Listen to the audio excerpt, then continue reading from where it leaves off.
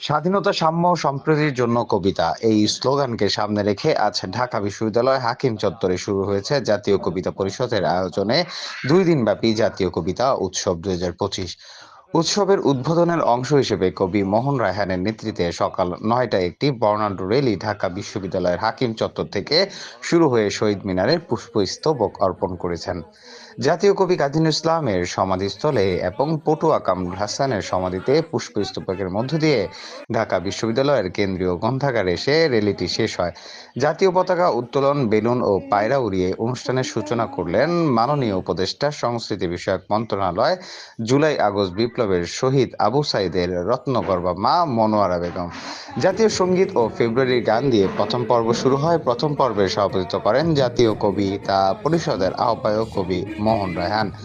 শোক প্রস্তাব পাঠ করেছেন কবি নূর নবী সোহেল।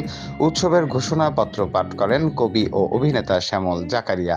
স্বাগত বক্তব্য রাখেন কবি ও সাবেক সংসদ সদস্য নুরুল ইসলাম মনি। সদস্য সচিব হিসাবে বক্তব্য রাখেন কবি রেজাউদ্দিন স্টালিন। প্রধান অতিথি হিসেবে বক্তব্য রাখেন গণপ্রজাতন্ত্রী বাংলাদেশ সরকারের সংস্কৃতি মন্ত্রণালয়ে মাননীয় উপদেষ্টা মোস্তফা সরওয়ার ফারুকী। এতে সভাপতিত্ব করেন কবি মোহন রায়হান। উপস্থিত সবার কাছে ধন্যবাদ বক্তব্য রাখেন কবি শাহিন রেজা। শুভেচ্ছা বক্তব্য রাখেন প্রবীণ কবি মতিন বৈরাগী, শহীদ আবু সাইদের মা মনোয়ারা বেগম। উৎসবের উদ্বোধন ঘোষণা শেষে ছড়াকার ও সাংবাদিক সালে আহমেদ উৎসবের প্রথম পর্বের সমাপ্তি ঘোষণা করেছেন। কবিতা উৎসব চলবে আগামীকাল 2রা ফেব্রুয়ারি পর্যন্ত। দৈনিক নতুন বাংলার খবর, ঢাকা।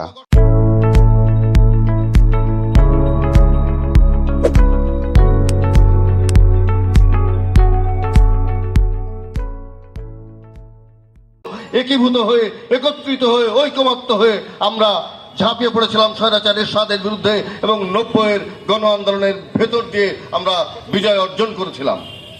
এর পরবর্তীকালে অংশগ্রহণ করেছে আমি দেখিনি। এটা একটা সিগনিফিক্যান্ট পরিবর্তন আমাদের দেশের গণতান্ত্রিক আন্দোলনের ইতিহাসে। আরেকটা পরিবর্তন হচ্ছে গ্রাফিতি আন্দোলনে, যে গ্রাফিতি একটা টুল হয়ে উঠতে পারে, এটা আমরা এর আগে দেখিনি। এই যে আমাদের নতুন বাংলাদেশের নতুন সৃজনশীলতা নতুন আন্দোলনে যুক্ত হয়েছে, এটাও আমাদেরকে নতুন বাংলাদেশের দিকে এগিয়ে দিয়েছে বলে আমার ধারণা। পাশাপাশি আমি স্টালিন ভাই একটু উল্লেখ করেছেন যে কবির কথা। আপনি দেখবেন যে এবারের আন্দোলনে কবি নজরুল নতুনভাবে আবিষ্কৃত হয়েছে। নজরুলের কবিতা বিভিন্ন জায়গায় দেয়ালে লেখা হয়েছে, স্লোগানে এসছে, গানে এসছে। এমনকি মানে এখনকার সময়ের কবিদের মধ্যেও কবিতা, আমি যেমন হাসান রোবায়েদের কবিতা বলতে পারি। হাসান রোবায়েদের কবিতা দেয়ালে দেয়ালে দেখা গেছে, আন্দোলনের সময় দেখা গেছে, এমনকি হাসিনা পালিয়ে দিল্লি চলে যাওয়ার পরে দেখা গেছে। একটা কবিতা তো আমার মাথায় গেঁথেই আছে এখনো, যে খুনিয়া, আমি লাইনটা হয়তো একটু উল্টাপাল্টা হতে পারে, কিন্তু জিনিসটা এরকম যে খুনি বসে আছে দিল্লি নামের স্বর্গতে, মা ঘোরে পুতের খোঁজে মর্গ থেকে মর্গতে। এটা এখনো আমার মাথার মধ্যে গেঁথে আছে। সো এবারের আন্দোলনে কবিতা, গ্রাফিতি এগুলো খুবই কি বলে কার্যকরভাবে মানুষকে অনুপ্রেরণা দিয়েছে। অর্থাৎ